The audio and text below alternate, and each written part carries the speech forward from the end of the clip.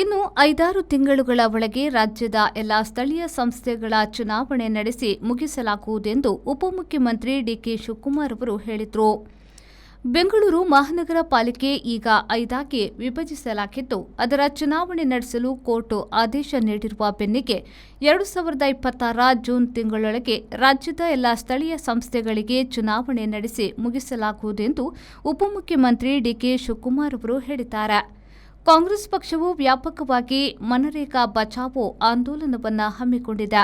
ಬೆಂಗಳೂರಿನ ಅರಮನೆ ಮೈದಾನದಲ್ಲಿ ನಡೆಯುವ ಪ್ರತಿಭಟನೆಯ ಸ್ಥಳ ಪರಿಶೀಲನೆಯ ವೇಳೆ ಮಾತನಾಡಿದ ಉಪಮುಖ್ಯಮಂತ್ರಿ ಈ ಮಾತನ್ನ ಹೇಳಿದರು.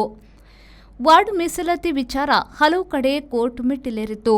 ವಾರ್ಡ್ ಮರು ವಿಂಗಡಣೆ ಸಮಸ್ಯೆ ಎಲ್ಲ ಕಾರಣಗಳಿಂದ ಚುನಾವಣೆ ಮುಂದೂಡಲಾಗಿತ್ತು. ಜಿಲ್ಲಾ ಪಂಚಾಯತ್, ತಾಲೂಕು ಪಂಚಾಯತ್, ಗ್ರಾಮ ಪಂಚಾಯತ್ವರೆಗೆ ಚುನಾವಣೆ ನಡೆಯದೆ ಸ್ಥಳೀಯಾಡಳಿತದ ಶಕ್ತಿ ಕುಂದಿದೆ. ಆದ್ದರಿಂದ 6 ತಿಂಗಳಲ್ಲಿ ಇವಕ್ಕೆಲ್ಲ ಚುನಾವಣೆ ನಡೆದು ಹೊಸ ಆಡಳಿತ ರೂವಾರಿಗಳು ತೋರಿ ಬರುವರು ಎಂದು ಅವರು ಹೇಳಿದರು.